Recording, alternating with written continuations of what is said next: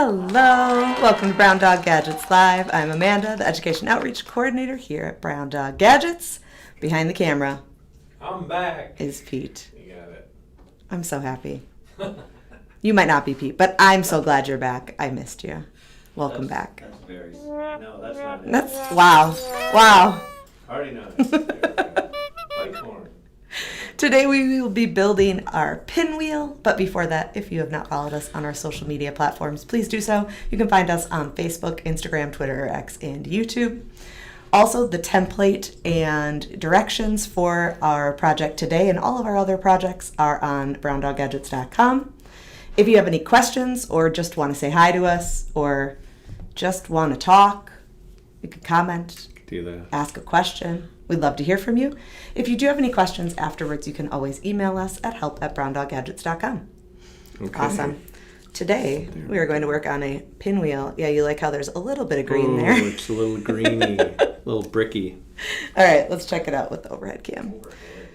So we've got this fun pinwheel design. It's got it's a similar project to the Hypno wheel that we did recently, and there's another one. Do we do a snowflake? No. The snowflake, yes, but that was a while ago. I feel like I did another spinning one recently. I don't know. We do so many. I can't it's keep true. track. So this is the pinwheel. Unlike most of our projects where we tell you to print it on heavy cardstock, this one does not work very well on heavy cardstock because you need to be able to actually fold over the little corners, or not fold, but like curl over the little corners. And doing it on heavier cardstock actually ends up just bending it and it doesn't look all nice and curly. So let's check out the project. So we've got our pinwheel template. It does come with two halves. Ignore the fact that this is not the right half, or it is the right half. Ooh. The correct half. So it comes with two per half, or two per page.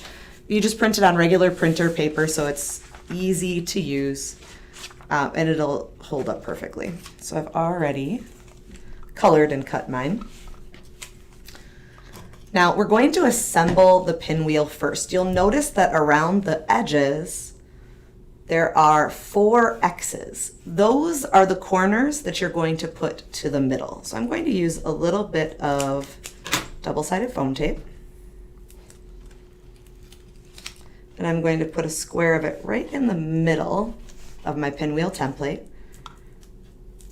and peel the backing away. Now I'm going to go around. I've already cut on those dotted lines, and I'm just going to gently bring that X to the middle. I didn't fold it, I didn't bend it. I'm just rolling it over. And we marked the X's just so it was very easy to know which ones you were moving. You could probably figure it out, but we thought we'd be helpful. I had never made one of these until you came up with this last year and I put one together. Well, now you I have. know how to make a pinwheel. There we go. Cool. So that is what's going to go on our circuit. So I'll set that to the side for now. We won't need that till the last step. Our circuit is going to go on a large craft stick. You could use a smaller one like the regular popsicle stick size. However, it's a little narrow. It would still fit, but the battery would hang over each side. This is just a little bit better because you can see the battery is almost the exact same width as that craft stick. So it just makes it a little neater. Also a nicer handle, I think. It's just a little, Yeah, absolutely. A little larger. So we're going to use Maker Tape for our circuit. If you've never used Maker Tape before, it is great stuff. It is the far superior cousin to copper foil tape. Copper foil tape tears really easily. You can get copper foil cuts from it. You can't overlap it. With Maker Tape, it is Z-axis conductive, so you can cut pieces and overlap them and it still conducts the circuit. It's easy to use. It doesn't break on you. It's really great stuff. All right. I am going to run a tape path. I'm going to end up having my motor right on the front at the top here. So I'm going to start with a tape path right underneath that. Now in the directions on our website, which one of these days I should probably update, It does not have you do the sandwich method on this. It just has you put the motor on and then tape over the wires. I would highly suggest putting tape under the wire and then another piece over, just to make sure you've got a strong circuit, a strong connection. Yeah, those wires are pretty tiny, so just getting, I guess twice as much surface touching it is helpful. Especially on this like wooden craft stick. Yeah. So I'm going to take about an inch of maker tape and roll it up with the sticky side out into a nice small tape loop, just like you would on the back of a poster. I'm going to put that at the bottom of my pathway here, because that is going to hold my battery in place. It is important to know which side you're having face up. We always suggest having the positive side of the battery facing up, because there is this little lip here, and if you connect from the bottom to that lip, you can short circuit out the project. So having positive facing up usually cuts down the instances of that. Yeah. So we'll put that right on top of that tape loop. So this is going to be my negative pathway. However, with the motor, we don't actually need to pay attention to the wires. It will just change the direction of the motor's spin. So if you want to test that out to figure out which direction you want your pinwheel to spin, you can definitely do that. Or you can just find out once you've assembled it. Yeah. Sometimes that's just what I do. Yeah. All right, then I'm going to take a piece of maker tape onto the top, and I'm going to wrap this one around the back. But I'm not going to make it so tight around the battery that I have the chance of short circuiting it. I'm just going to leave a little bit of a gap. There we go, and then wrap it around to the back. This is where I'm going to have my switch come in contact to complete the circuit. And then I'm going to flip it over and do the main pathway on the back as well. But I'm not going to have it come all the way down here. I do want control over my circuit, so I am going to leave a gap here to make sure I can turn my circuit on and off when I want to. And we'll build a switch into this project. It's a really small gap, but it should be fine. All right, now I'm ready for my motor. So I've got this little barrel motor here. It's got two wires. You'll notice if you've ever used this kind of motor before, there is a little bit more stripped off on the ends of the wires than typical barrel motors like this that you'll see.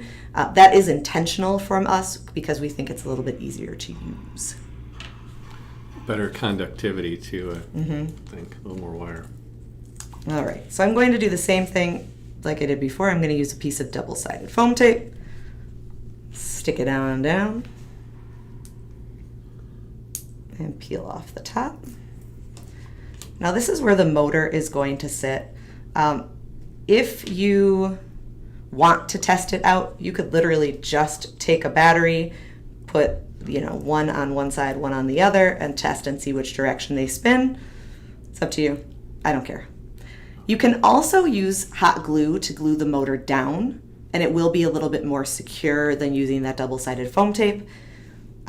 When you're doing the hot glue on the pinwheel part that attaches here, you do have to be careful to make sure you don't get the hot glue covering most of it so it does still spin. All right. So I'm just going to push this down right in the middle of that double-sided foam tape. And now I'm going to take my maker tape and attach this wire to that pathway that I already created.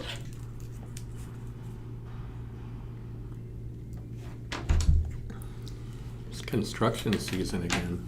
There's always stuff going on next door. You missed the good stuff though, Pete. It was... I had to move into the conference room one day. I heard it was vibrating. It was a weird noise. Well, it's supposed to be done pretty soon, I thought. I believe so, yeah. In June. Yeah, all right. There we go. And then I'm also going to take my nail and run it alongside the wire just to make sure I've got a really strong connection. And then I'm going to do the same thing on the back, connecting the red wire to the path on the back. So I'm going to just bring my wire over the top and hold it down and connect it with a piece of maker tape. There we go. Perfect. Now I need to make my switch.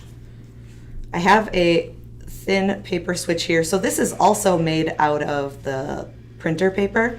If you want a more sturdy switch, you can always just cut like a long skinny rectangle like this out of some thicker paper to have a switch that, you know, isn't quite as flimsy, but this will work. You can always double it up too. That's true. Just fold it in half. Okay. All right, I'm gonna put a little piece, since my gap on the back isn't super large, I'm just gonna put a little piece of maker tape onto the back of my switch, bring it around to the front, and leave a little bit of tail of maker tape so I have a way to attach it. All right. Then on the back, I'm going to make sure that it touches the pad down here and connects up top. And then I'll test it out before I add my pinwheel on. So when I push the switch down, my motor should spin. And it definitely does. Awesome. So I'll flip that up so it doesn't start spinning on me when I'm working. Then the last thing I need to do is attach my pinwheel to the top of my motor. Now, like I said, I could use hot glue in this situation. It will be more sturdy, but I can also just add a piece of double-sided foam tape. I should probably add it to the pinwheel first, but you know, it's too late now. I'll figure it out. I was going to ask about strategies for getting it centered perfectly. Well, on the back, we kind of know where that middle is because we've cut those slits. So that kind of helps us guide it. There we go. And we have a working pinwheel. Cool. There we go. Go full speed. Ooh, just a big blurry mess on my screen. Yep. Same. Honestly, it's a blurry mess in person. It looks the same. Yeah, good. Yeah. So that is the pinwheel. Excellent. Yeah, it's a fun one. That's actually the first, I think it's the first spinning circuit we did. Yeah, I think it must be, yeah. Yeah. Cool. Awesome. That is all we've got for you today. Tomorrow we are doing Father's Day cards. And then Thursday we're jumping back into Microbit University. Are we using the potentiometer on Thursday? Oh, we are, yeah. I will get that. I'm working on the guides right now. I'll get Awesome. that scheduled though. Perfect. Yeah. So hopefully you'll join us for our other sessions this week. If you have not followed us on our social media accounts, please make sure you do so. Check us out on Facebook, Instagram, Twitter, or X, and YouTube. Remember, the templates and projects and all that are on browndoggadgets.com. And then if you have any questions, you can always email us at help@browndoggadgets.com. We hope we'll see you next time. Right. Have a good one. Thanks for watching. Please visit browndoggadgets.com for parts, projects, and curriculum. Follow us on social media @browndoggadgets. We'll see you next time.